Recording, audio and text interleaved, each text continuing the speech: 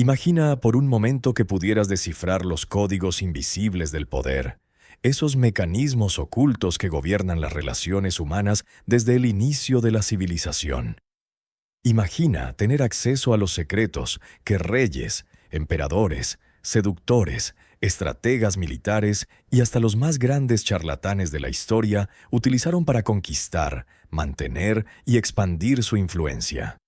Esta es la historia de un hombre que dedicó su vida entera a desentrañar estos misterios. Un hombre que nació en Los Ángeles el 14 de mayo de 1959, hijo menor de padres judíos, y que creció observando silenciosamente las dinámicas de poder que se desenvolvían a su alrededor.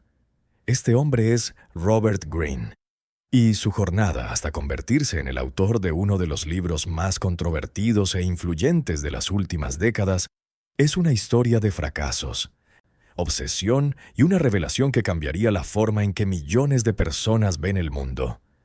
Robert Greene no nació poderoso. No heredó fortuna ni estatus. Creció en una Los Ángeles común, asistió a la Universidad de California en Berkeley antes de graduarse en la Universidad de Wisconsin-Madison con una licenciatura en estudios clásicos.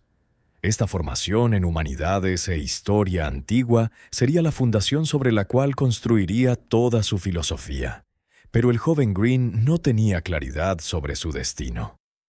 Como tantos de nosotros, vagó por décadas sin encontrar su verdadero propósito. Y aquí está el primer gancho que captura nuestra atención. Antes de convertirse en el maestro de la estrategia, Robert Greene fue un completo fracasado. Sí, escuchaste correctamente. Antes de escribir sobre poder, Greene trabajó en aproximadamente 50 empleos diferentes. ¡50! Fue obrero de la construcción, traductor, editor de revista y guionista en Hollywood. Cada trabajo terminaba en frustración, cada intento de establecerse resultaba en otro fracaso más.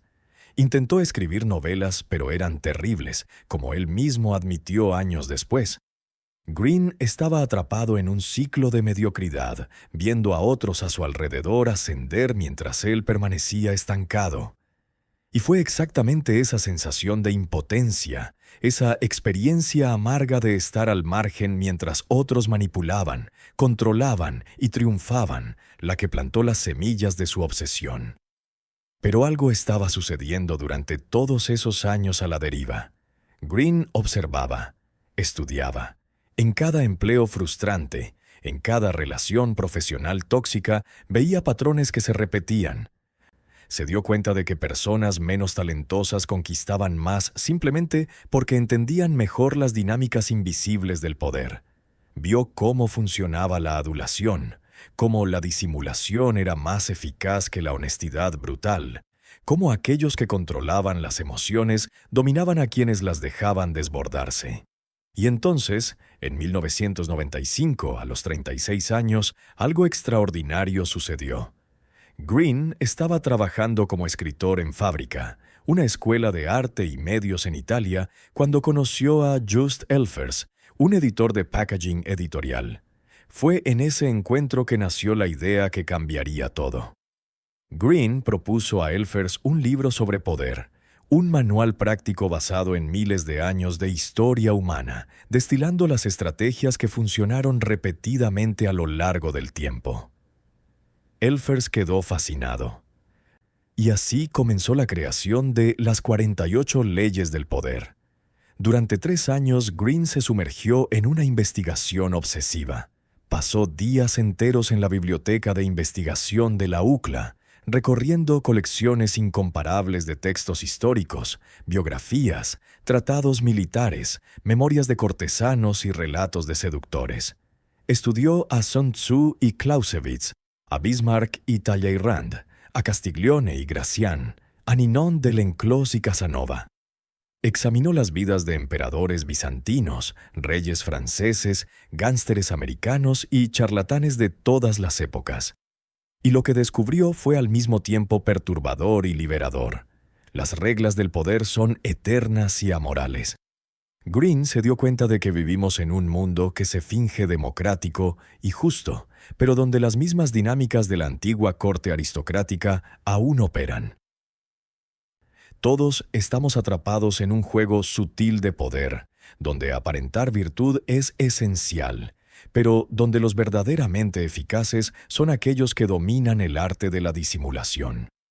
Esta revelación era explosiva porque exponía una verdad que la mayoría prefiere negar, que el poder no se distribuye justamente, que las buenas intenciones no bastan y que aquellos que fingen estar por encima del juego del poder son frecuentemente los jugadores más hábiles. Cuando las 48 leyes del poder se publicó originalmente en 1998, la reacción fue inmediata y polarizada. Algunos lo llamaron Manual del Mal, una guía para sociópatas. Otros lo abrazaron como la verdad desnuda sobre cómo funciona realmente el mundo. Prisioneros leían el libro para entender mejor la jerarquía dentro de las cárceles. CEOs lo mantenían en sus escritorios. Artistas de hip hop lo citaban en sus letras. El libro vendió más de 500,000 copias y permanece, décadas después, entre los más vendidos. Pero, ¿qué exactamente descubrió Green en esas 48 leyes? ¿Qué hace este conocimiento tan poderoso y controvertido? Vamos a sumergirnos ahora en las profundidades de este sistema, explorando no solo las leyes, sino la filosofía que las sustenta, porque comprender las 48 leyes del poder es comprender la naturaleza humana en su forma más cruda y verdadera. La primera ley que Green establece es quizás la más fundamental de todas. Nunca le haga sombra a su amo. Esta ley nace de una verdad psicológica profunda. Todos los seres humanos, especialmente aquellos en posiciones de autoridad, son profundamente inseguros. No quieren ser superados, no quieren sentirse inadecuados. Green nos cuenta la historia trágica de Nicolas Fouquet, ministro de Finanzas de Luis XIV de Francia. Fouquet era brillante, eficiente y ambicioso, pero cometió el error fatal de organizar una fiesta tan magnífica en su castillo de Vaux-le-Vicomte que hizo que el propio Rey Sol se sintiera inferior. La noche del 17 de agosto de 1661, Fouquet recibió a 6,000 invitados en una celebración que incluía obras de teatro de Molière, banquetes preparados por el chef Vatel, fuegos artificiales espectaculares y jardines diseñados por Le Nôtre que superaban incluso a los de Versalles. Luis XIV observó con creciente furia mientras los cortesanos susurraban maravillados sobre la riqueza de Fouquet. 3 semanas después, el rey ordenó el arresto de su ministro bajo cargos de malversación de fondos. Fouquet pasó los últimos 19 años de su vida en la prisión de Pignerol, la más aislada de Francia, donde murió solo y olvidado. La lección es devastadora en su claridad. Haz que tu maestro parezca más brillante que tú y ascenderás. Hazlo sentir disminuido y serás destruido. Galileo Galilei cometió un error similar cuando dedicó su diálogo sobre los 2 máximos sistemas del mundo al Papa Urbano VIII, pero puso los argumentos del Papa en boca del personaje llamado Simplicio, el tonto del diálogo. El Papa, sintiéndose ridiculizado, convocó a la Inquisición y Galileo pasó sus últimos años bajo arresto domiciliario. La segunda ley advierte: nunca confíe demasiado en sus amigos. Aprenda a utilizar a sus enemigos. Green ilustra esta ley con la historia brutal del emperador bizantino Miguel III, quien elevó a su mejor amigo Basilio de mozo, de cuadra a consejero principal, cubriéndolo de regalos y poder. Miguel confiaba tanto en Basilio que le confió incluso los secretos más íntimos del imperio. Pero Basilio, en lugar de retribuir con gratitud, usó su posición para acumular aún más poder, ganándose el favor de los militares y del clero. Finalmente, en el año 867, Basilio invitó a Miguel a una cena privada donde lo asesinó brutalmente, apuñalándolo mientras dormía después de emborracharlo. Basilio se convirtió en el emperador Basilio I, fundador de la dinastía macedónica. Los amigos, explica Green, son fácilmente llevados a la envidia porque miden constantemente su éxito en relación con el tuyo. Ya un ex enemigo que contratas tiene mucho más que probar y será más leal. Green cita el ejemplo de Abraham Lincoln, quien llenó su gabinete con sus rivales políticos más acérrimos, hombres que habían competido contra él por la presidencia. William Seward, Salmon Chase y Edward Bates habían sido todos candidatos presidenciales. Lincoln razonó que estos hombres, precisamente porque habían sido enemigos públicos, trabajarían más arduamente para demostrar su valor y lealtad. Y tuvo razón. Estos antiguos rivales se convirtieron en los pilares de su administración durante la Guerra Civil. La tercera ley es el corazón de la estrategia. Disimule sus intenciones. Green nos enseña que debemos mantener a las personas en la duda y en la oscuridad, jamás revelando el verdadero propósito de nuestros actos. Cuenta la historia magistral del emperador etíope Haile Selassie, quien en 1927 enfrentaba una amenaza del poderoso general Balcha, señor de la guerra que controlaba un ejército privado de 40.000 hombres. Balcha había sido invitado a Addis Abeba para discutir asuntos del Estado. Selassie organizó un banquete aparentemente en honor de Balcha, con música, bailarinas y abundante vino. Mientras Balcha y sus 600 guardias personales disfrutaban de la fiesta dentro de la ciudad, Selassie envió discretamente emisarios al campamento del ejército de Balcha que había quedado fuera de la ciudad. Allí, los emisarios del emperador compraron con oro las armas de todos los soldados de Balcha. Cuando el general regresó borracho al campamento al día siguiente, descubrió que su ejército estaba completamente desarmado. No tuvo más opción que rendirse ante Selassie, quien había ejecutado su plan sin derramar una gota de sangre.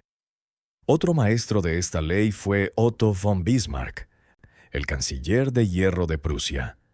Cuando quiso provocar la guerra franco-prusiana en 1870 para unificar los estados alemanes, manipuló hábilmente el telegrama de Ems, editando un despacho diplomático para hacer que pareciera que tanto el rey Guillermo I como el embajador francés se habían insultado mutuamente.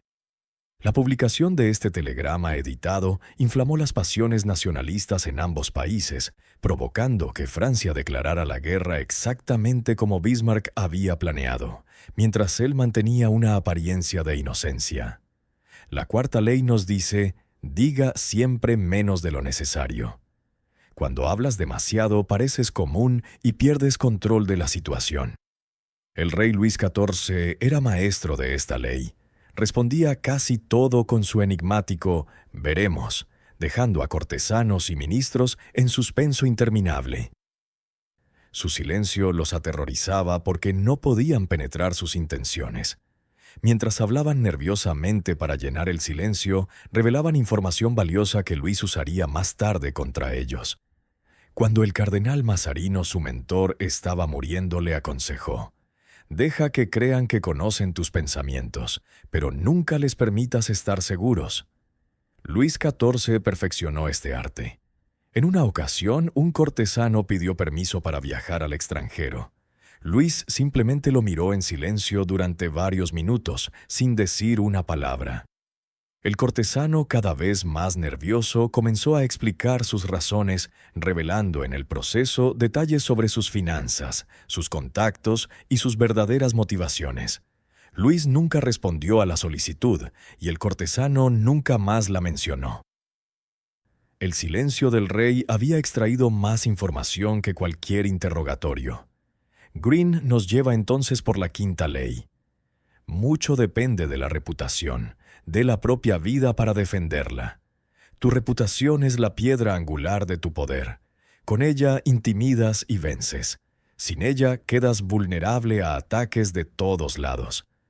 Green ilustra esto con la historia de Zhuge Liang, estratega militar chino del siglo III.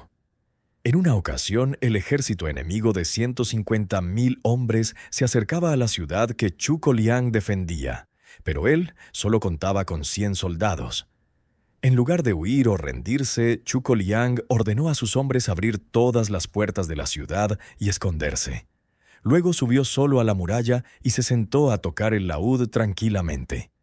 Cuando el general enemigo Sima Yi vio esta escena, sospechó inmediatamente una trampa. La reputación de Zhuge Liang como maestro estratega era tan formidable que Sima Yi no podía creer que realmente estuviera tan desprotegido. Convencido de que miles de soldados debían estar ocultos esperando para emboscarlos, Sima Yi ordenó la retirada inmediata de todo su ejército. Zhuge Liang había defendido la ciudad con 100 hombres, simplemente aprovechando su reputación. Green también nos advierte sobre cómo destruir la reputación de los enemigos. Cuando John D. Rockefeller quería eliminar a competidores en la industria petrolera, no los atacaba directamente. En su lugar, hacía circular rumores sobre su inestabilidad financiera, lo que provocaba que bancos y proveedores retiraran su apoyo. Sin tener que disparar un solo tiro, Rockefeller destruía imperios enteros simplemente minando reputaciones. La sexta ley proclama: llame la atención a cualquier precio. Se juzga todo por las apariencias, y lo que no se ve no cuenta. No te pierdas en la multitud, destácate, sé visible, sé memorable. Green muestra cómo Pablo Picasso comprendió esto profundamente. En el París de principios del siglo XX había cientos de artistas talentosos, pero Picasso no solo pintaba, sino que creaba espectáculos de sí mismo. Organizaba fiestas extravagantes, vestía de forma excéntrica, hacía declaraciones controversiales y cultivaba amistades con figuras prominentes. Cuando Diego Rivera llegó a París con cartas de recomendación para conocer a grandes artistas, todos fueron amables pero distantes, excepto Picasso, quien lo invitó inmediatamente a su estudio, reconociendo en Rivera no solo a otro artista, sino a un potencial difusor de su fama en América Latina. Picasso entendía que el arte no bastaba, había que ser un espectáculo viviente. P.T. Barnum, el showman americano, llevó esto al extremo. Cuando su museo estaba vacío, contrató a un hombre para que colocara ladrillos en diferentes puntos de la ciudad, moviéndolos de un lugar a otro sin explicación aparente.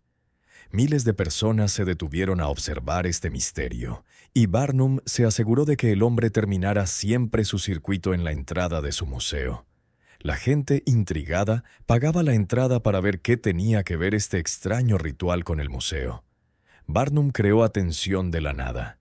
Y entonces llegamos a la séptima ley, particularmente maquiavélica. Haga que los demás trabajen por usted, pero quédese siempre con el crédito. Usa la sabiduría, el conocimiento y el esfuerzo físico de otros en tu propia causa. Esto no solo economiza tiempo y energía, sino que crea un aura de eficiencia divina. Tus ayudantes serán olvidados mientras tú serás recordado. Thomas Edison fue maestro de esta ley. Aunque se le atribuyen más de 1000 patentes, la mayoría del trabajo real fue realizado por los numerosos ingenieros y científicos que trabajaban en su laboratorio en Menlo Park. Nikola Tesla trabajó para Edison desarrollando mejoras para los generadores de corriente continua, pero cuando Tesla pidió el pago prometido de $50,000, Edison se rió y dijo: «Tesla, usted no entiende nuestro humor americano». Edison tomaba el crédito mientras pagaba salarios miserables a los verdaderos inventores. De manera similar, el arquitecto E.M. Pei supervisaba enormes equipos de diseñadores, pero solo su nombre aparecía en los edificios. Comprendía que el mundo quiere figuras singulares, héroes individuales, no comités anónimos. La octava ley enseña: haga que la gente venga hacia usted. Use cebo si es necesario. Cuando fuerzas a otros a actuar, eres tú quien está en control. Es siempre mejor hacer que tu adversario venga hacia ti, abandonando sus propios planes en el proceso. Tú das las cartas cuando controlas el territorio de la interacción. Napoleón Bonaparte entendió esto perfectamente en la batalla de Austerlitz en 1805. Enfrentando a los ejércitos combinados de Rusia y Austria que superaban en número a sus fuerzas, Napoleón deliberadamente abandonó las alturas de Pratzen, la posición estratégica dominante del campo de batalla. Además, hizo que sus tropas parecieran desorganizadas y temerosas. Los comandantes aliados, viendo esta aparente debilidad, abandonaron su posición defensiva y se lanzaron a capturar las alturas. Justo cuando habían comprometido la mayor parte de sus fuerzas en esta maniobra, Napoleón lanzó su ataque preparado, retomando las alturas y dividiendo el ejército enemigo en dos. Los aliados habían caído en la trampa, viniendo hacia Napoleón exactamente como él había planeado. Fue una de sus victorias más brillantes, y se logró haciendo que el enemigo viniera hacia él. La novena ley es profunda en su simplicidad. Gane a través de sus acciones, nunca a través de argumentos. Cualquier victoria alcanzada mediante argumentos es una victoria pírrica. El resentimiento que despiertas es más fuerte que cualquier cambio de opinión. Demuestra, no expliques. Deja que tus acciones hablen.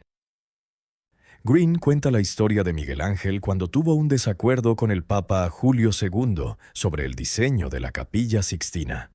En lugar de argumentar verbalmente con el Papa, simplemente comenzó a pintar, dejando que los resultados hablaran por sí mismos. Cuando Julio II vio los primeros paneles completados, quedó tan impresionado que abandonó todas sus objeciones. Miguel Ángel había ganado sin decir una palabra. Benjamin Franklin usaba una versión diferente de esta ley. Cuando otros argumentaban con él, simplemente respondía: «Puede que tenga razón», y luego procedía a hacer exactamente lo que había planeado originalmente. Sus acciones hablaban más fuerte que sus palabras y evitaba crear enemigos innecesarios a través de argumentos.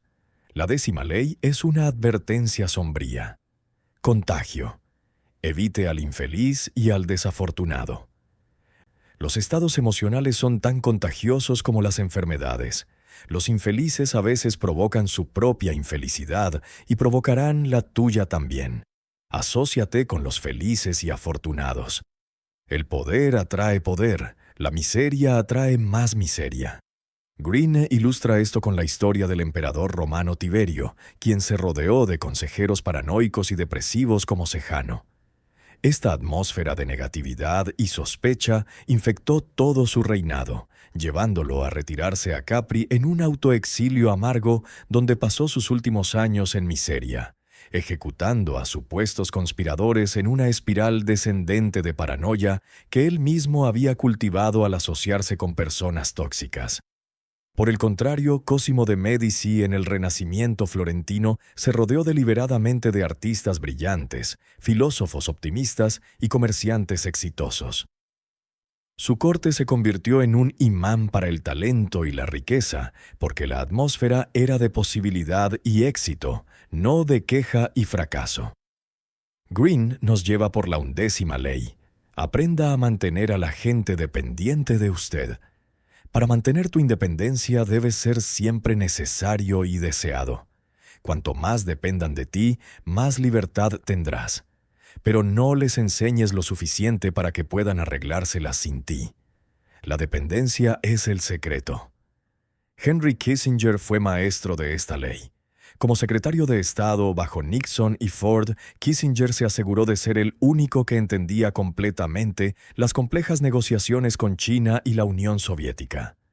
Mantenía la información en compartimentos, dando a cada persona solo las piezas que necesitaba, mientras él era el único con el panorama completo.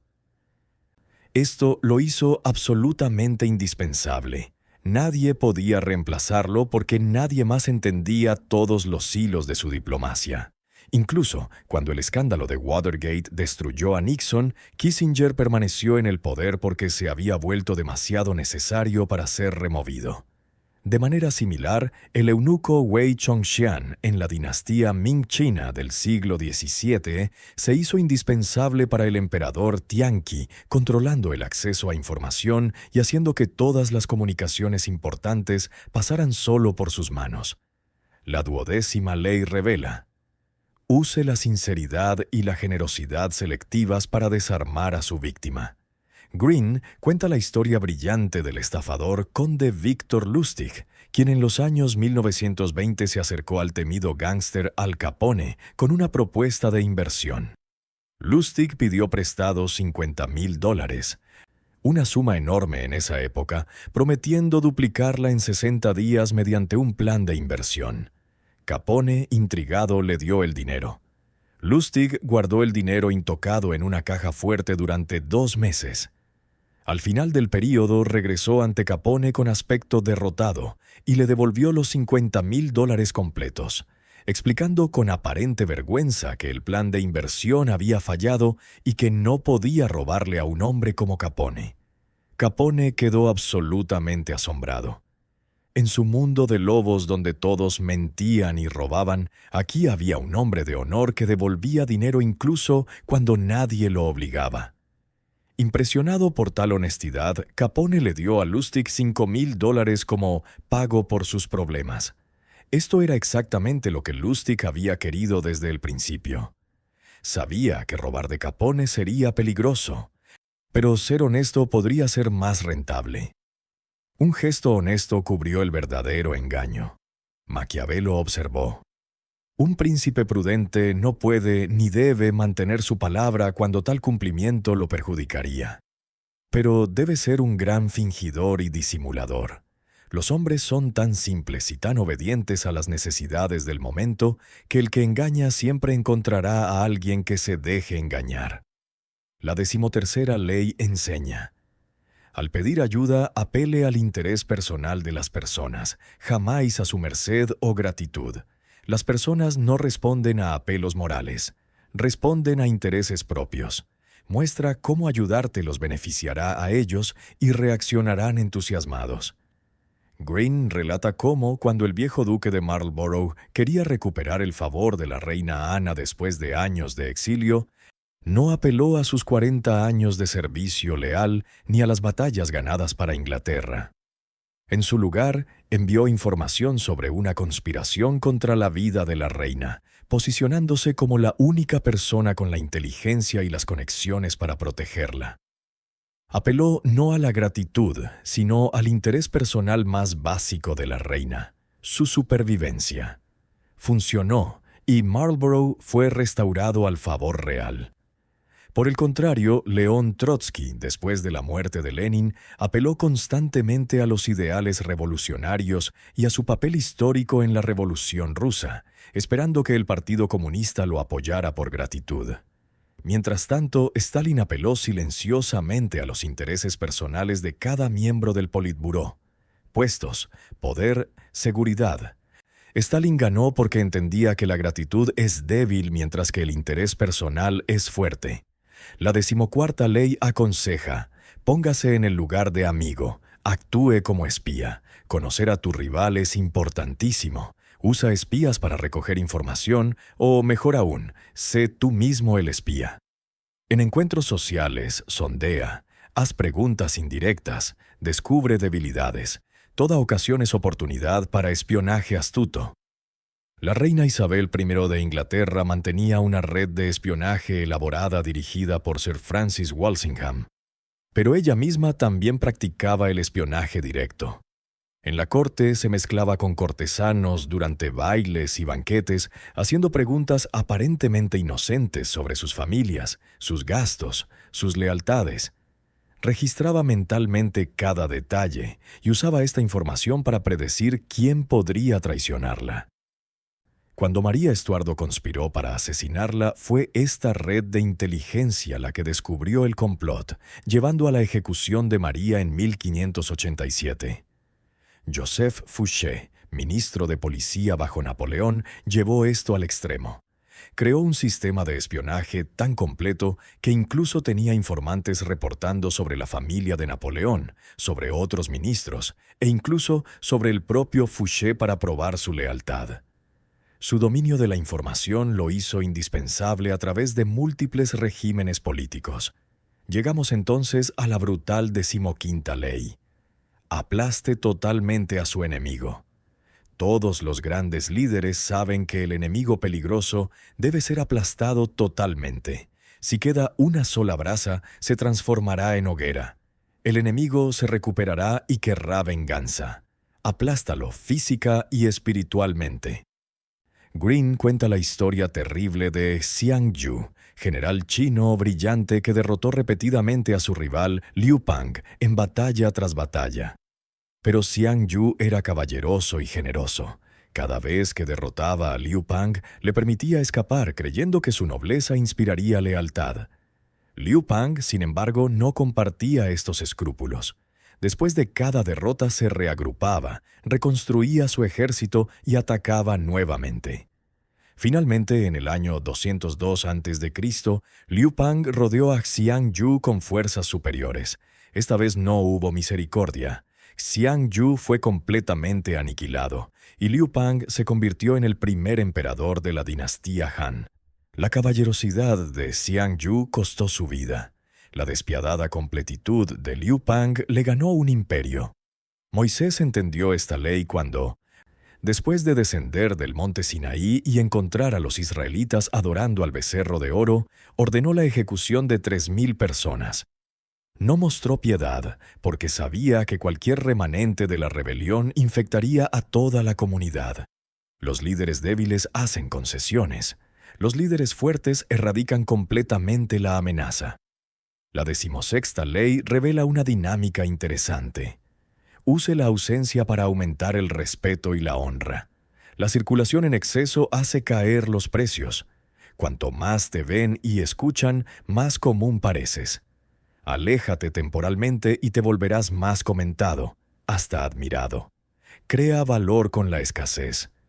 Guillaume de Balaún era un trovador del siglo XIII que estaba locamente enamorado de una dama que apenas le prestaba atención. Cuanto más la visitaba y le cantaba, más aburrida se volvía ella. Finalmente, Guillaume fingió embarcarse en una cruzada y desapareció por 3 años. La dama, que lo había ignorado cuando estaba disponible, comenzó a anhelar su presencia y sus canciones. Cuando Guillaume finalmente regresó, ella lo recibió con los brazos abiertos. Su ausencia había creado el deseo que su presencia constante había sofocado. Sir Winston Churchill usaba tácticas similares. Periódicamente se retiraba a su casa de campo Chartwell durante semanas, especialmente después de grandes triunfos políticos. Su ausencia hacía que los periódicos especularan sobre sus planes, que los políticos se inquietaran y que el público lo extrañara. Cuando regresaba, su influencia era mayor que antes. La 17ª ley es psicológica. Mantenga a los demás en un estado latente de terror. Cultive una atmósfera de imprevisibilidad.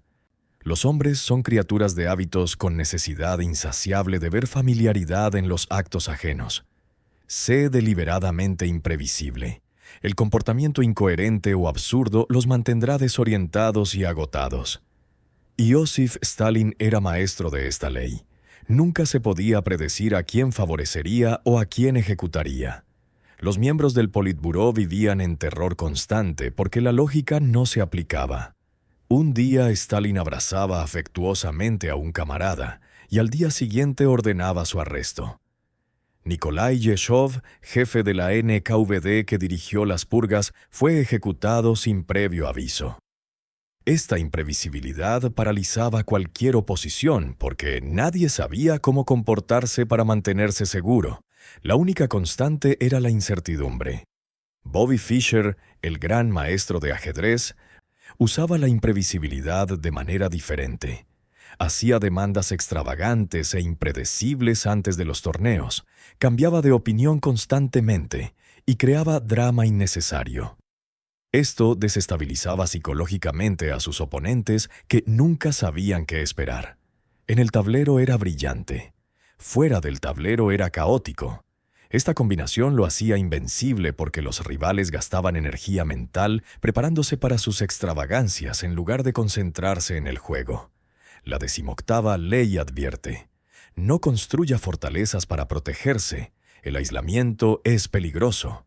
Una fortaleza parece segura, pero el aislamiento te expone a más peligros de los que te protege. Te quedas sin información valiosa y te conviertes en blanco fácil.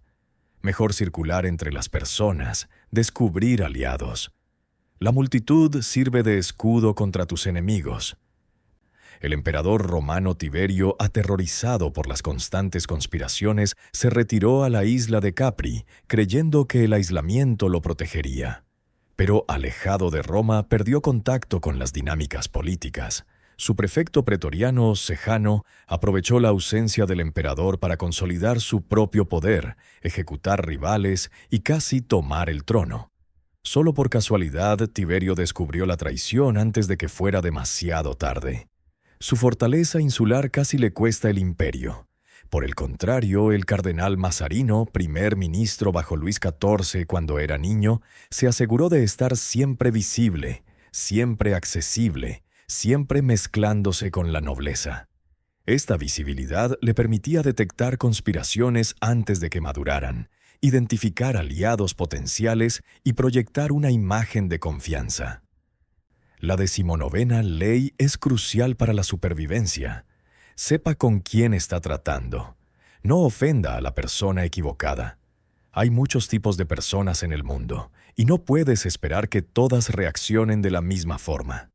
Engaña o traiciona a ciertas personas y pasarán el resto de su vida buscando venganza. Son lobos con piel de oveja. Ten cuidado al elegir tus víctimas y adversarios. Jamás ofendas o engañes a la persona equivocada. Green identifica varios tipos peligrosos. El hombre orgulloso y arrogante que, aunque parezca inofensivo, nunca olvidará un insulto. El hombre inseguro que puede reaccionar violentamente a las amenazas percibidas. El hombre sospechoso por naturaleza, que interpretará cualquier acción como traición. Y el hombre sin nada que perder, que es el más peligroso de todos. John Kennedy cometió este error con Fidel Castro, intentando repetidamente asesinar al líder cubano mediante operaciones encubiertas. Castro era exactamente el tipo de persona equivocada para atacar.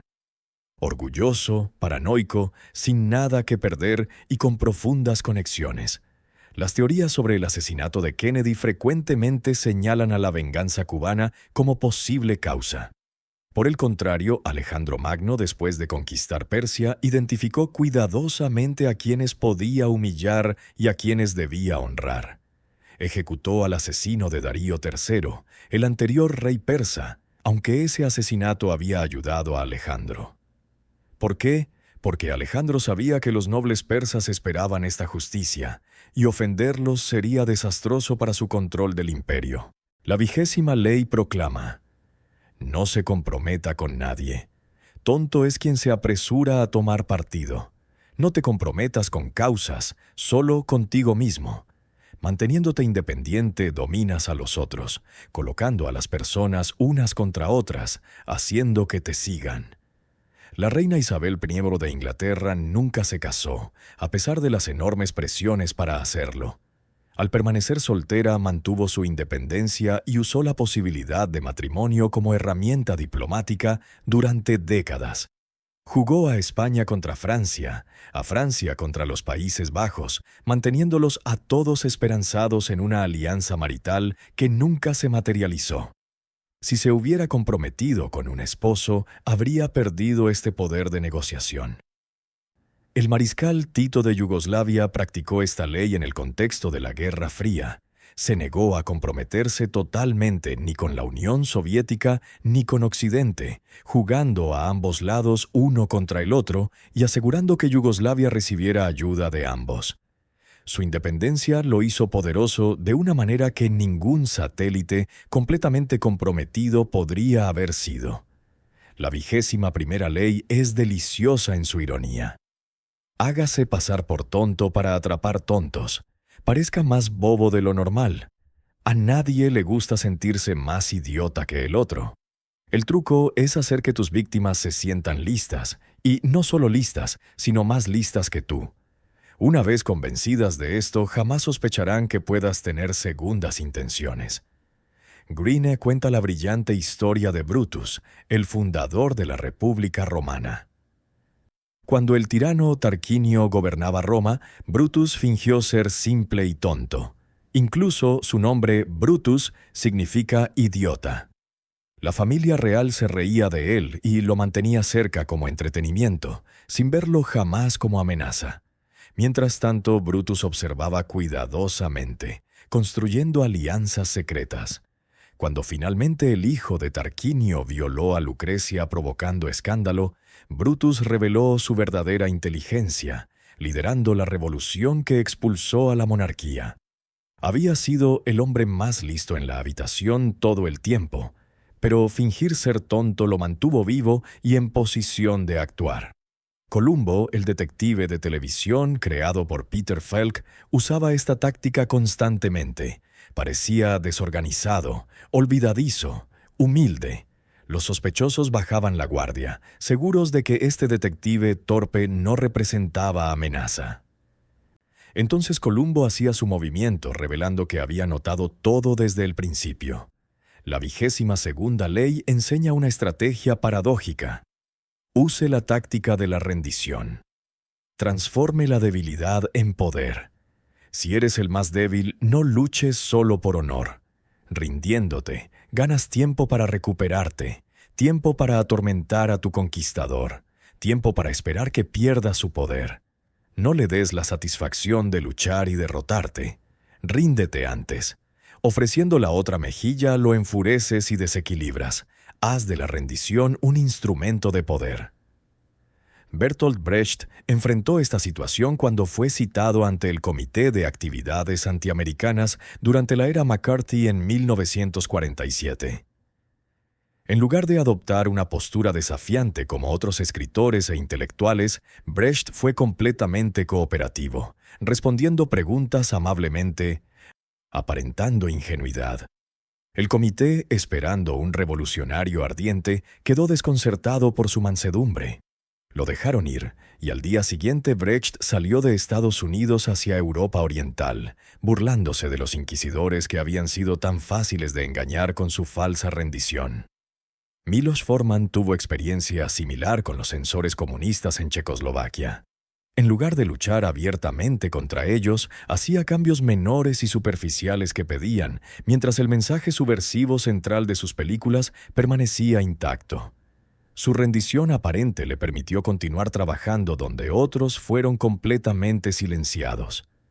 La 23ª ley es sobre enfoque. Concentre sus fuerzas. Se gana más descubriendo una mina rica y cavando profundo que saltando de una mina superficial a otra. La profundidad derrota a la superficialidad siempre. Green ilustra con la familia Rothschild, que en el siglo XIX concentró todos sus esfuerzos en banca y finanzas internacionales. Mientras otros empresarios diversificaban sus inversiones, los Rothschild cavaban más profundo en su especialidad, estableciendo casas bancarias en las 5 capitales financieras principales de Europa: Londres, París, Frankfurt, Viena y Nápoles. Los 5 hermanos Rothschild se casaron dentro de familias bancarias judías, manteniendo concentración de conocimiento y capital. Esta concentración obsesiva les permitió dominar las finanzas europeas durante décadas. Por el contrario, Carlos V, el emperador del Sacro Imperio Romano en el siglo XVI, intentó controlar demasiado. España, Austria, los Países Bajos, partes de Italia, colonias americanas. Sus fuerzas estaban dispersas en tantos frentes que no podía concentrarse en ninguno. Constantemente apagaba incendios, pero nunca consolidaba victorias. Murió agotado, habiendo dividido su imperio porque era demasiado grande para manejarlo efectivamente. La 24ª ley es compleja y fundamental. Represente al cortesano perfecto. El cortesano perfecto prospera en un mundo donde todo gira en torno al poder y a la habilidad política. Domina el arte de la disimulación, adula, cede a los superiores y asegura su poder sobre otros de la forma más gentil y disimulada. Esta ley contiene múltiples subreglas que Green detalla meticulosamente. Primero, evita la ostentación. Mientras más alardees, más común pareces. El conde de Frontenac en la corte de Luis XIV siempre vestía con elegancia, pero nunca de forma que eclipsara al rey. Segundo, practica el nonchalance. Haz que tus logros parezcan sin esfuerzo. Baltasar Castiglione, en El cortesano del siglo XVI, llamó a esto sprezzatura, la habilidad de hacer las cosas difíciles parecer fáciles. Tercero, sé frugal con la adulación. Halagos constantes pierden su valor. Cuarto, adáptate al espíritu de cada grupo. Lee la habitación y refleja la energía dominante. Quinto, sé fuente de placer para tus superiores. Entreténlos sin amenazarlos. Sexto, nunca seas portador de malas noticias. Asociarán el mensaje con el mensajero. Séptimo, nunca afectes amistad excesiva con tu maestro. La familiaridad genera desprecio. Octavo, nunca critiques a aquellos por encima de ti directamente. Si debes criticar, hazlo con terceros en privado. Noveno, sé parco con preguntas. Muchas preguntas parecen cuestionamiento. Décimo, no bromees sobre gustos o apariencias. Pueden ser más sensibles de lo que aparentan. Undécimo, no seas cínico en exceso. El cinismo constante agota. Duodécimo, sé autoobservador. Controla tus expresiones y lenguaje corporal. Decimotercero, domina tus emociones. Los arrebatos emocionales son signos de debilidad. Decimocuarto, sé fuente de placer constante. La gente gravita hacia quienes los hacen sentir bien. Y decimoquinto, lucha por conquistas sutiles que no llamen atención excesiva hasta que sea demasiado tarde para oposición. Talleyrand, el gran diplomático francés que sirvió bajo la monarquía, la Revolución, Napoleón y la Restauración, fue tal vez el cortesano perfecto de la era moderna. Nunca tomó posiciones extremas. Siempre fue encantador, cambió de lealtades sin aparentar traición y sobrevivió a todos los cambios políticos manteniéndose indispensable. La 25ª ley nos libera: recréese a sí mismo. No aceptes los papeles que la sociedad te impone. Forja una nueva identidad que llame la atención y no canse a la audiencia. Sé señor de tu propia imagen. Incorpora artificios dramáticos a gestos públicos. Tu poder se fortalecerá y tu personaje parecerá mayor que la realidad. Julius César se recreó constantemente. Inicialmente era un patricio romano típico, pero después de ser capturado por piratas, comenzó a cultivar una imagen de audacia que rayaba en la temeridad. Cuando los piratas pidieron 20 talentos de rescate, César se rió y dijo que valía al menos 50. Durante su cautiverio, les dijo repetidamente que regresaría para crucificarlos todos, y los piratas se reían pensando que bromeaba. Una vez liberado, César reunió una flota, capturó a todos los piratas y los crucificó exactamente como había prometido. Esta anécdota circuló por todo el mundo romano, estableciendo su reputación de hombre que cumple promesas imposibles. Más dramáticamente, Aurore Dupin se recreó como George Sand, adoptando nombre masculino, fumando puros, vistiendo pantalones y teniendo romances escandalosos con Chopin y Musset. En una época donde las mujeres escritoras eran invisibles, George Sand se volvió inolvidable mediante reinvención audaz. La 26ª ley es sobre preservación de reputación. Mantenga las manos limpias. Debes parecer modelo de civilidad y eficiencia. Tus manos no se ensucian con errores y actos desagradables. Mantén esta apariencia impecable haciendo de otros títeres y chivos expiatorios para disfrazar tu participación. Los Médicis de Florencia dominaron esta táctica. Cuando necesitaban eliminar rivales políticos, nunca actuaban directamente. En su lugar manipulaban a otros para hacer el trabajo sucio. Cuando Cosimo de Medici quería deshacerse de Rinaldo degli Albizzi, no actuó directamente. En su lugar, orquestó una situación donde los enemigos de Rinaldo lo acusaron en el consejo de la ciudad. Cuando Rinaldo fue finalmente exiliado, parecía que había sido el resultado de un proceso democrático legítimo, no una vendetta personal de Cosimo. Las manos de Cosimo permanecieron limpas, su reputación intacta. César Borgia llevó esto al extremo absoluto. Cuando necesitaba pacificar la región de Romaña que había conquistado, nombró a Remirro de Orco como gobernador con poder absoluto. De Orco implementó medidas brutales y aterradoras que trajeron orden, pero también odio hacia el gobernador. Una vez que la región estaba pacificada, César hizo arrestar a De Orco y lo hizo cortar por la mitad en la plaza pública, dejando el cuerpo exhibido para que todos lo vieran. El pueblo de Romaña quedó satisfecho. El tirano había sido castigado, y César recibió el crédito por restaurar el orden mientras evitaba la culpa por la brutalidad necesaria para lograrlo. Las manos de Borgia permanecieron perfectamente limpias. La 27ª ley explora la manipulación de masas. Juegue con la necesidad que tienen las personas de creer en algo para crear un séquito de devotos. Las personas tienen un deseo enorme de creer en algo. Conviértete en el foco de ese deseo ofreciendo una causa, una nueva fe para seguir. Usa palabras vacías pero llenas de promesas. Enfatiza el entusiasmo de preferencia a la racionalidad. Da rituales a cumplir. Pide sacrificios. En ausencia de religión organizada, tu nuevo sistema de creencias te dará poder inconmensurable. Gran cuenta la historia fascinante de Giuseppe Balsamo, quien se transformó en el conde Cagliostro en el siglo XVIII. Cagliostro creó un culto masónico lleno de rituales misteriosos, símbolos egipcios antiguos y promesas de rejuvenecimiento y riqueza. No ofrecía pruebas concretas, solo rituales elaborados y palabras grandilocuentes. Miles de personas, incluidos nobles y aristócratas, se unieron a su culto, donando fortunas. ¿Por qué?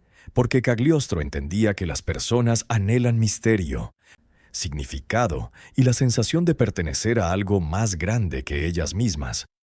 No necesitaba lógica, necesitaba teatro, emoción y promesas vagas pero emocionantes.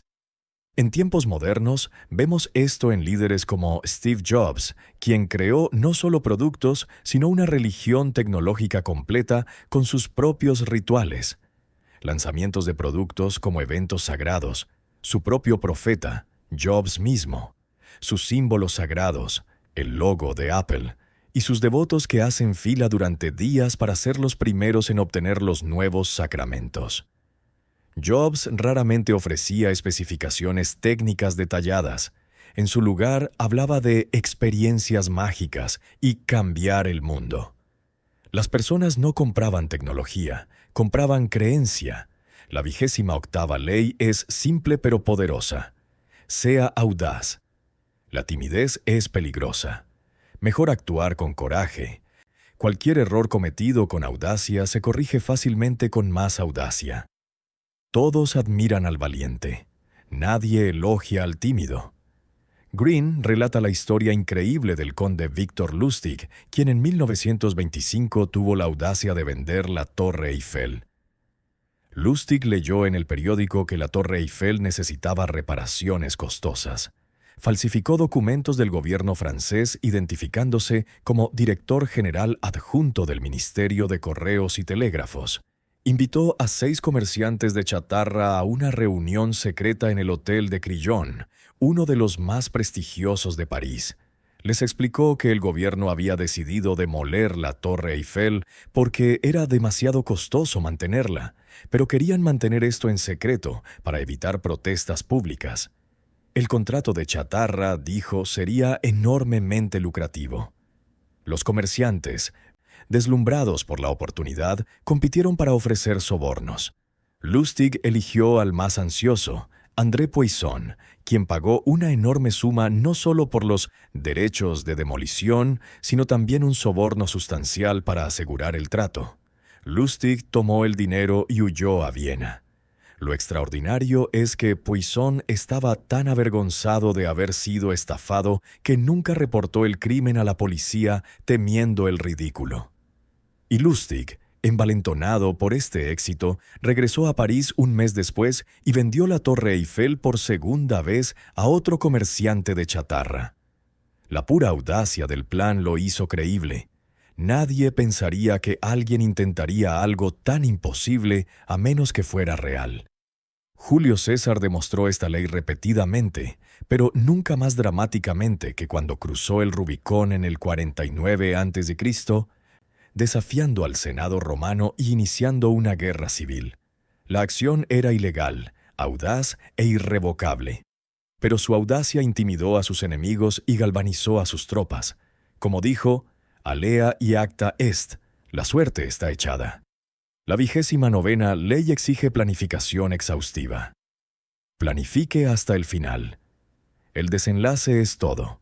Planifica hasta el fin, considerando todas las posibles consecuencias, obstáculos y reveses que puedan anular tu esfuerzo. Planeando todo hasta el final, no serás sorprendido y sabrás cuándo detenerte. Otto von Bismarck fue maestro absoluto de esta ley. Cuando planeó la unificación alemana bajo Prusia, no pensó solo en ganar batallas militares, sino en cada consecuencia política.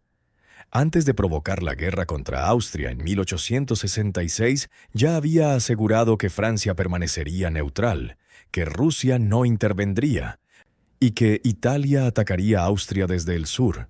Ganó la guerra en 7 semanas. Pero aquí está el genio. Aunque podría haber destruido completamente a Austria, Bismarck impuso términos de paz moderados, asegurándose de que Austria no se convirtiera en enemigo permanente. ¿Por qué?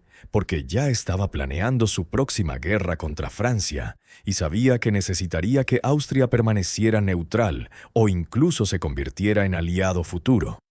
Cada movimiento estaba calculado no solo para el presente, sino para 3 jugadas adelante. Por el contrario, Napoleón a menudo planeaba brillantemente las batallas, pero no las consecuencias políticas. Su invasión de Rusia en 1812 fue un desastre precisamente porque no planificó hasta el final. ¿Qué pasaría si los rusos se negaran a luchar una batalla decisiva? ¿Qué pasaría si quemaran sus propias ciudades? ¿Cómo alimentaría su ejército durante el invierno ruso? No consideró estas posibilidades y la falta de planificación completa destruyó el Grande Armée y marcó el principio de su caída. La 30ª ley nos enseña sobre presentación. Haga que sus logros parezcan fáciles. Tus actos deben parecer naturales y sin esfuerzo. Toda la técnica y el trabajo duro deben estar disimulados. Cuando actúas, actúa sin esforzarte, como si fueras capaz de mucho más. No caigas en la tentación de revelar el trabajo que tuviste. Eso solo despertará dudas. No enseñes a nadie tus trucos o serán usados contra ti. Harry Houdini era maestro de esta ley. Sus escapes parecían milagros espontáneos, casi mágicos. El público no veía las horas de práctica, las cerraduras estudiadas, los músculos entrenados específicamente para dislocarse y reposicionarse, las herramientas ocultas. Houdini hacía todo parecer fácil, incluso improvisado, y esto magnificaba su poder. Si hubiera explicado sus métodos, la magia habría desaparecido. Baldassar Castiglione, en El cortesano del siglo XVI, llamó a esto espresatura, una cierta negligencia que oculta el arte y muestra que todo lo que se hace y se dice viene sin esfuerzo y casi sin pensarlo. Es el arte que esconde el arte. La 31ª ley es sobre crear ilusión de elección. Controle las opciones. Quien da las cartas es usted. Las mejores trampas parecen dejar al otro una opción. Tus víctimas piensan que están en control, pero son tus marionetas. Da opciones que siempre resulten favorables para ti. Fuerza a elegir entre el menor de 2 males, ambos sirven a tu propósito. Henry Kissinger usaba esto brillantemente en negociaciones. Presentaba a los líderes extranjeros varias opciones, todas cuidadosamente construidas para que cualquier elección avanzara a los objetivos americanos. Los líderes sentían que estaban ejerciendo su libre albedrío, pero Kissinger había estructurado el menú de opciones de tal manera que todas las carreteras llevaban a donde él quería. Iván el Terrible usó esta táctica cuando abdicó como zar en 1564. Anunciando que no podía seguir gobernando debido a las traiciones de los boyardos. El pueblo y el clero, aterrorizados ante el prospecto de caos sin zar, le rogaron que regresara. Iván accedió, pero solo bajo sus condiciones: poder absoluto para ejecutar traidores sin juicio y confiscar sus propiedades. Los boyardos tuvieron que elegir: aceptar el poder absoluto de Iván o enfrentar la anarquía. Era una falsa elección, pero parecía que ellos habían decidido libremente. La 32ª ley entiende la psicología de masas. Despierte la fantasía de las personas. Se evita la verdad porque es fea y desagradable. No apeles a lo verdadero o real si no estás preparado para enfrentar la ira que viene con el desencanto. La vida es tan dura que las personas capaces de crear romances o invocar fantasías son como oasis en el desierto. Todos corren hacia allá. Hay enorme poder en despertar la fantasía de las masas. Thomas Edward Lawrence, conocido como Lawrence de Arabia, entendió esto cuando unió a las tribus árabes contra el Imperio Otomano durante la Primera Guerra Mundial. No les habló de estrategia militar o política internacional. En su lugar, invocó fantasías antiguas de un reino árabe unido, de gloria beduina, de profecías cumplidas. Estas fantasías románticas movilizaron a guerreros que la razón pura nunca habría convencido. Los Rothschild usaron esta ley de manera diferente. Cuando necesitaban financiamiento masivo de pequeños inversores, no presentaban hojas de cálculo y análisis de riesgo. En su lugar contaban historias de fortunas hechas, de conexiones con la realeza, de oportunidades una vez en la vida. Vendían fantasía de riqueza, no matemáticas de inversión. La 33ª ley es sobre vulnerabilidad humana. Descubra el punto débil de cada uno. Todo el mundo tiene un punto débil, una brecha en el muro del castillo. Esta debilidad generalmente es una inseguridad, una emoción o necesidad incontrolable, o un pequeño placer secreto. Una vez encontrado, es ahí donde debes presionar. El cardenal Richelieu, primer ministro bajo Luis XIII, era maestro de encontrar debilidades. Descubrió que el rey era profundamente inseguro sobre su masculinidad y capacidad de liderazgo. Richelieu constantemente reafirmaba al rey, haciéndolo sentir poderoso y decisivo, mientras en realidad Richelieu tomaba todas las decisiones importantes. La inseguridad del rey era la debilidad que Richelieu explotaba para controlar Francia entera. Catalina de Médici descubrió las debilidades de todos en la corte francesa. ¿Quién tenía amantes secretos? ¿Quién tenía deudas de juego? ¿Quién era supersticioso? Usaba esta información para manipular a cada persona individualmente, presionando exactamente el botón correcto para cada situación. La 34ª ley es sobre autopercepción. Sea aristocrático a su propia manera. Actúe como un rey para ser tratado como tal. La manera en que te comportas determina cómo eres tratado. A largo plazo, aparentando ser vulgar o común, harás que las personas te falten el respeto. Un rey se respeta a sí mismo e inspira el mismo sentimiento en otros.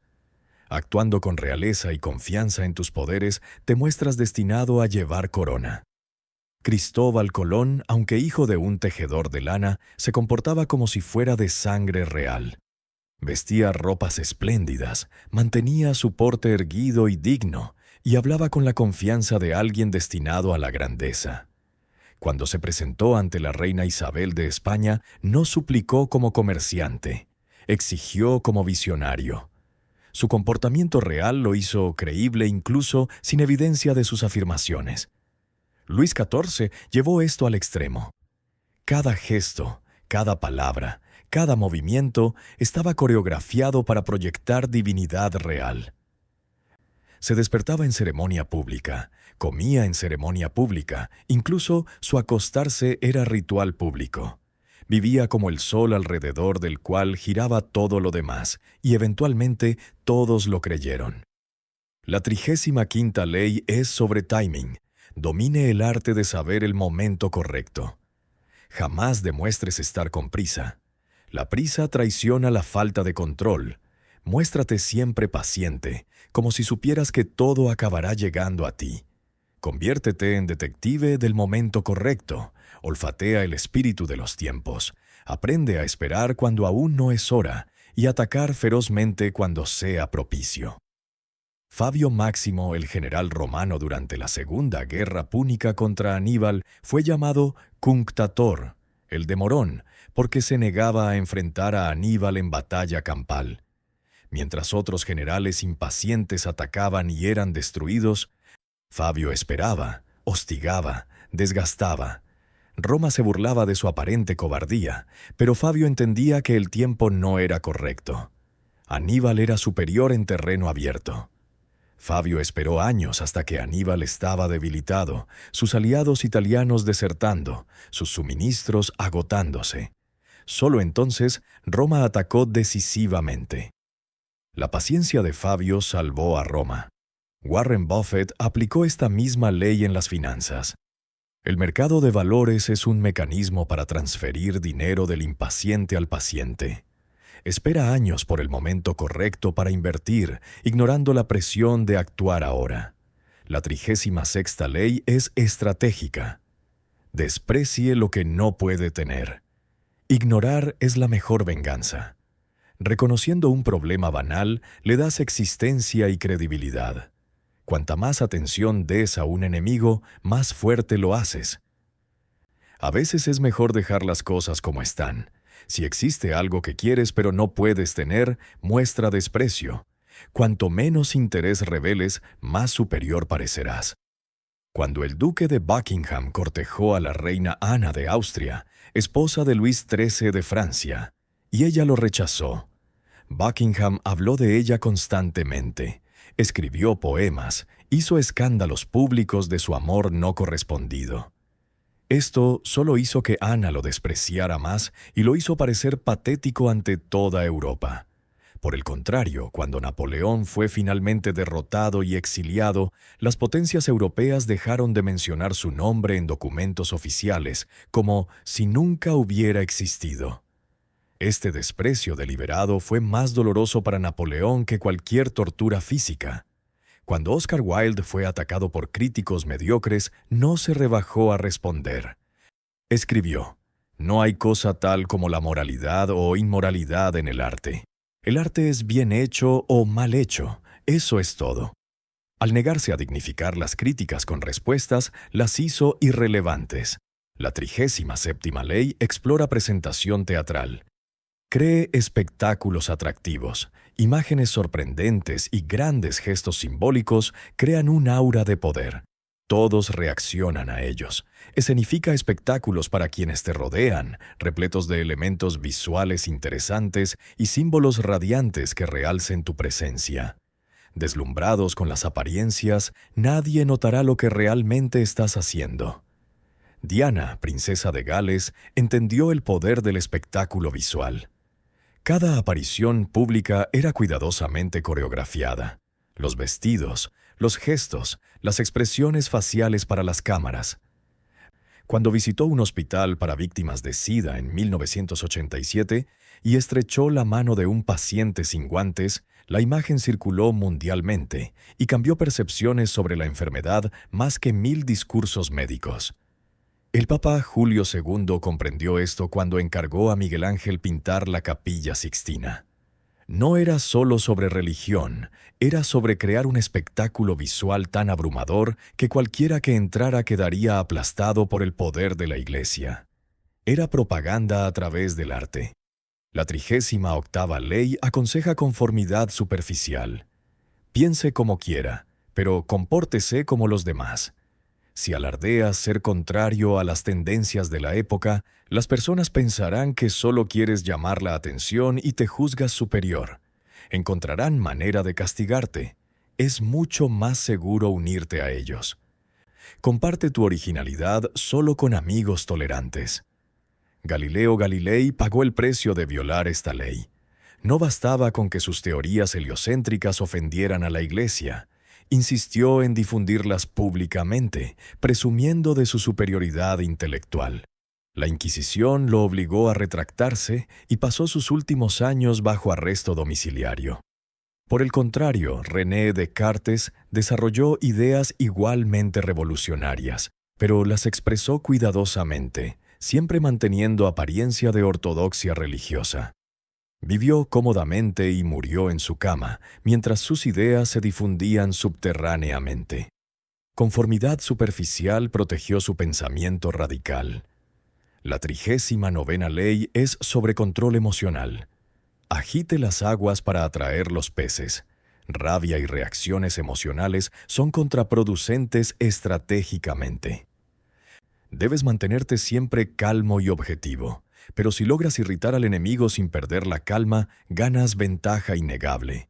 Desequilibra al enemigo a través de su vanidad. Talleyrand usó esto contra Napoleón en el Congreso de Viena. Cuando Napoleón regresó de Elba, Talleyrand necesitaba que las potencias europeas actuaran rápidamente. Sabía que el zar Alejandro I de Rusia era vanidoso sobre su papel como libertador de Europa. Talleyrand sutilmente sugirió en conversaciones que quizás el zar no tenía el coraje de enfrentar a Napoleón nuevamente, que tal vez temía otra derrota. Estas insinuaciones, comunicadas a través de terceros, enfurecieron a Alejandro, quien inmediatamente se comprometió a aplastar a Napoleón para probar su valentía. Talleyrand había manipulado las emociones del zar mientras permanecía perfectamente calmo. Green cuenta también cómo los ministros astutos irritaron deliberadamente a Napoleón, haciendo que pareciera paranoico y emocionalmente inestable, dañando su reputación. La 40ª ley advierte sobre regalos. Desprecie lo que venga gratis. Lo que se ofrece gratis es peligroso. Generalmente es ardid o tiene obligación oculta. Si tiene valor, vale la pena pagar. Pagando te libras de problemas de gratitud y culpa. También es prudente pagar el valor completo. Con la excelencia no se economiza. Sé pródigo con dinero y manténlo circulando, pues la generosidad es señal e imán para el poder. Los Médicis de Florencia entendieron esto profundamente. Cuando patrocinaban artistas, pagaban generosamente, mucho más de lo necesario. ¿Por qué? Porque sabían que los mejores artistas gravitarían hacia ellos, que la reputación de generosidad era inversión que rendía enormes dividendos en lealtad y prestigio. Miguel Ángel podría haber trabajado para cualquier patrón, pero eligió a los Médicis porque pagaban regiamente. Por el contrario, cuando el rey Federico Guillermo II de Prusia heredó a Voltaire como huésped de su padre, Voltaire había venido supuestamente como amigo sin necesidad de pago. Pero nada es realmente gratis. Voltaire esperaba privilegios, favores, influencia. La relación se volvió tóxica porque las expectativas no estaban claras. Finalmente el rey expulsó a Voltaire en circunstancias amargas. Si hubiera sido una relación claramente económica desde el inicio, ambos habrían sabido dónde estaban parados. La 41ª ley es sobre identidad. Evite seguir los pasos de un gran hombre. Lo que sucede primero siempre parece mejor y más original que lo que viene después. Si reemplazas a un gran hombre o tienes padre famoso, tendrás que hacer el doble para brillar más. No quedes perdido en su sombra. Establece tu propio nombre cambiando de rumbo. Alejandro Magno enfrentó este desafío siendo hijo de Filipo II de Macedonia, uno de los reyes más exitosos de Grecia. En lugar de intentar superar a su padre haciendo lo mismo, Alejandro cambió completamente el juego.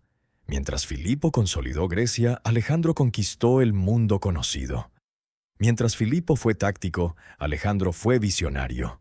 Se movió tan audazmente más allá de los logros de su padre que creó su propia categoría. Luis XIV enfrentó la sombra de su padre Luis XIII y especialmente de Richelieu y Mazarino. Resolvió esto creando un estilo de monarquía completamente diferente. Absolutismo teatral centrado en Versalles, donde él era el centro físico y espiritual de Francia. No intentó ser mejor administrador que Mazarino. Inventó una nueva forma de ser rey. La 42ª ley es estrategia de neutralización. Ataque al pastor y las ovejas se dispersarán. El origen de los problemas generalmente está en un único individuo fuerte. El agitador, el subordinado arrogante, el envenenador de la buena voluntad. No esperes que los problemas se multipliquen. No intentes negociar con ellos. Son irredimibles. Neutraliza su influencia aislándolos o baniéndolos. Ataca el origen y las ovejas se dispersarán. Cuando Atenas fue derrotada por Esparta en la guerra del Peloponeso, los espartanos podrían haber masacrado o esclavizado a toda la población. En su lugar, identificaron a los 30 tiranos, los líderes que habían llevado a Atenas a la guerra, y los ejecutaron. La población ateniense, liberada de estos instigadores, aceptó rápidamente el dominio espartano. El pastor había sido eliminado. Las ovejas se dispersaron pacíficamente. En el mundo corporativo, Steve Jobs aplicó esta ley cuando regresó a Apple en 1997. Identificó a los ejecutivos que estaban envenenando la cultura de la compañía con burocracia y falta de visión. Los despidió sistemáticamente, sin importar sus conexiones o antigüedad. Una vez eliminados estos pastores de la mediocridad, el resto de los empleados rápidamente se alineó con la nueva visión. La 43ª ley es sobre seducción. Conquiste corazones y mentes. La coerción provoca reacciones que funcionan contra ti. Es preciso atraer a las personas para que quieran venir hacia ti. La persona seducida se convierte en peón fiel. Seduces actuando individualmente en psicologías y puntos débiles. Ablanda al resistente actuando en sus emociones, jugando con aquello que ama mucho o teme. Ignora los corazones y mentes y te odiarán. Cleopatra era maestra absoluta de esta ley. Cuando necesitaba seducir a Julio César, estudió todo sobre él. Su vanidad intelectual, su amor por el drama, sus ambiciones. Se presentó enrollada en una alfombra como regalo, un espectáculo teatral que deleitó a César. Habló con él sobre historia, filosofía y estrategia militar, apelando a su intelecto. Lo hizo sentir no solo deseable, sino comprendido. Repitió el proceso con Marco Antonio, pero adaptó su estrategia. Con Antonio, quien amaba el lujo y la indulgencia, Cleopatra creó banquetes legendarios y espectáculos hedonistas. Conquistó a cada hombre de manera diferente porque entendió sus corazones individuales.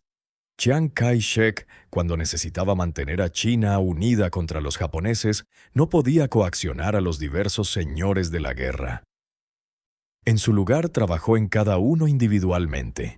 A algunos les ofreció poder, a otros riqueza, a otros apelaba al orgullo patriótico. Conquistó corazones y mentes uno por uno. La 44ª ley explora reflexión. Desarme y enfurezca con el efecto espejo. El espejo refleja la realidad, pero también es herramienta perfecta para la ilusión. Cuando reflejas a tus enemigos, actuando exactamente como actúan, no entienden tu estrategia. El efecto espejo los ridiculiza y humilla, haciendo que reaccionen exageradamente. Colocando un espejo ante sus psiques, los seduces con la ilusión de que compartes sus valores. Al reflejar sus acciones, les das una lección.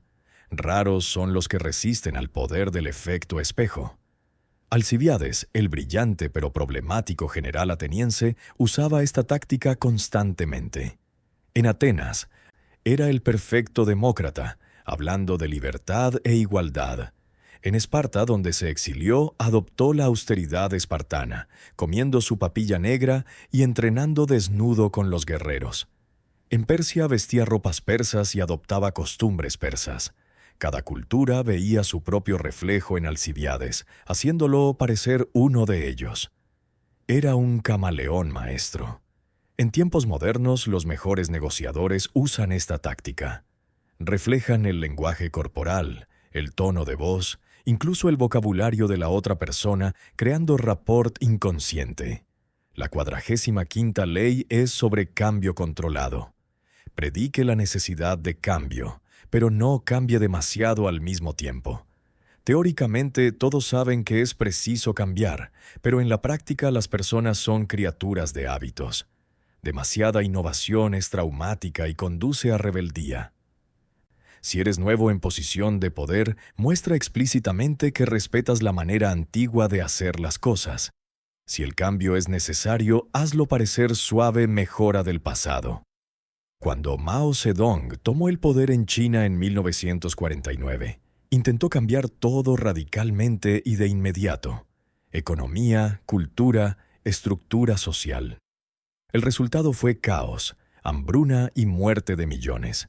Cambió demasiado, demasiado rápido. Por el contrario, cuando Deng Xiaoping llegó al poder después de Mao, también quería cambio radical hacia una economía de mercado. Pero lo hizo gradualmente, usando la frase socialismo con características chinas para hacer que el capitalismo pareciera continuación del maoísmo. Estableció zonas económicas especiales, experimentales, en lugar de cambiar todo el país de una vez. El cambio fue tan gradual que pareció evolución natural, no revolución. Deng logró transformación más radical que Mao precisamente porque cambió más lentamente. La 46ª ley entiende la envidia. No parezca demasiado perfecto. Parecer mejor que otros es siempre peligroso, pero lo más peligroso es parecer no tener fallas. La envidia crea enemigos silenciosos. Es señal de astucia exhibir ocasionalmente algunos defectos y admitir vicios inofensivos. Solo dioses y muertos pueden parecer perfectos impunemente. Joe Orton, el dramaturgo británico, aprendió esto trágicamente. Era guapo, talentoso, exitoso y parecía no tener problemas. Su compañero Kenneth Halliwell, en contraste, era menos exitoso, menos atractivo y estaba consumido por la envidia. Halliwell finalmente asesinó a Orton con un martillo antes de suicidarse. Si Orton hubiera mostrado más vulnerabilidad, compartido más de sus propias inseguridades, quizás Halliwell no habría sentido una envidia tan asesina. Cosimo de Medici, aunque era el hombre más rico de Florencia, vestía modestamente, admitía públicamente errores menores y ocasionalmente fingía consultar a otros sobre decisiones que ya había tomado. Esta imperfección aparente desarmaba la envidia que su poder habría generado. La 47ª ley advierte sobre la victoria. No rebase la meta establecida. En la victoria aprenda a detenerse. El momento de la victoria es casi siempre el más peligroso. En el calor de la victoria, la arrogancia y el exceso de confianza pueden hacer que avances más allá de tu meta. Al ir demasiado lejos, conquistas más enemigos de los que derrotas. Nada sustituye la estrategia y planificación cuidadosa. Fija la meta y, al alcanzarla, detente. Ciro el Grande de Persia construyó el imperio más grande del mundo antiguo, pero supo cuándo detenerse. Después de conquistar Babilonia, podría haber continuado hacia Egipto y Grecia, pero reconoció que su imperio había alcanzado su límite natural. Se detuvo, consolidó, y su imperio duró siglos. Por el contrario, Napoleón nunca supo cuándo detenerse. Después de Austerlitz, Jena y Friedland, era amo de Europa continental. Si se hubiera detenido ahí, su imperio podría haber durado décadas, pero continuó. Invadió España, invadió Rusia, siempre buscando una victoria más. Cada victoria lo hacía más arrogante, más seguro de su invencibilidad. Finalmente, toda Europa se unió contra él. Su incapacidad de detenerse en la victoria garantizó su caída. Y finalmente llegamos a la 48ª ley, la más profunda de todas. Evite tener una forma definida. Al asumir una forma, al tener un plan visible, te expones al ataque. En vez de asumir forma que tu enemigo pueda agarrar, mantente maleable y en movimiento. Acepta que nada es cierto y ninguna ley es fija. La mejor manera de protegerte es ser tan fluido y amorfo como el agua. No apuestes a la estabilidad o al orden permanente. Todo cambia. Esta ley es el culmen de todas las otras, la síntesis filosófica del sistema de Green. Él toma inspiración del Tao Te Ching, que dice: el hombre cuando nace es suave y débil, cuando muere es duro y rígido. Todas las cosas, el pasto y los árboles, son suaves y flexibles en vida, secas y quebradizas en muerte. Por tanto, lo duro y rígido son compañeros de la muerte.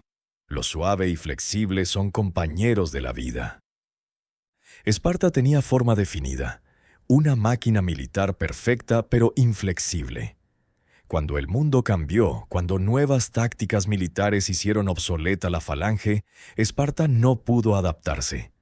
Su forma rígida la destruyó. Atenas, por el contrario, constantemente se reinventaba. Democracia, oligarquía, democracia nuevamente. Era comercial, luego militar, luego cultural. Esta fluidez le permitió sobrevivir desastres que habrían destruido una ciudad más rígida. En el mundo moderno vemos esto en compañías como Apple, que ha sido fabricante de computadoras, compañía de entretenimiento digital, fabricante de teléfonos, compañía de servicios. Ninguna forma fija, constante reinvención. Por el contrario, Kodak tenía forma definida. Era la compañía de película fotográfica. Cuando el mundo digital llegó, no pudo adaptarse porque su identidad era demasiado rígida. La forma los mató. Robert Greene nos ha llevado a través de un viaje exhaustivo por la naturaleza del poder humano.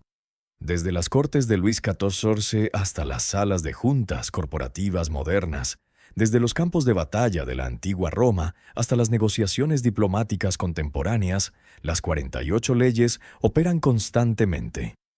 Lo que hace que este trabajo sea tan perturbador y tan liberador al mismo tiempo es que Greene no moraliza. No dice si deberíamos o no deberíamos buscar poder. Simplemente dice, así es como funciona. La pregunta que cada lector debe responder individualmente es, ¿qué haré con este conocimiento? Algunos usarán estas leyes para manipular y dominar sin escrúpulos. Otros las usarán simplemente para defenderse de aquellos que juegan el juego sin que ellos se den cuenta. Algunos las rechazarán completamente, insistiendo en que prefieren ser víctimas nobles que jugadores conscientes. Y algunos encontrarán un camino medio, usando el conocimiento del poder no para oprimir, sino para proteger, no para dominar, sino para crear. No para destruir, sino para construir algo significativo en un mundo donde el poder es moneda universal. Robert Greene mismo se ha convertido en lo que estudió. Un estratega silencioso que desde su hogar en Los Ángeles, junto a su esposa Anna Biller, continúa observando, escribiendo, destilando siglos de sabiduría humana en libros que sacuden las ilusiones confortables de sus lectores. A sus 66 años, habiendo superado un derrame cerebral en 2018 que lo dejó parcialmente paralizado, Greene continúa escribiendo, demostrando su propia ley de fluidez y adaptación. No permitió que la adversidad física definiera su forma, simplemente fluyó alrededor del obstáculo y continuó su obra. Las 48 leyes del poder no son un manual de maldad, son un espejo. Cuando miras en este espejo, no ves el mundo como te gustaría que fuera. Ves el mundo como es. Y esa visión, aunque incómoda, es el primer paso hacia cualquier forma verdadera de libertad o poder auténtico. Porque solo cuando entiendes el juego puedes decidir conscientemente cómo quieres jugarlo. La ignorancia no es inocencia, es simplemente garantía de derrota. El conocimiento, incluso el conocimiento de las partes más oscuras de la naturaleza humana, es la única base genuina sobre la cual construir una vida de propósito y significado. Robert Greene nos ha dado las herramientas. Ahora cada uno de nosotros debe decidir qué construir con ellas.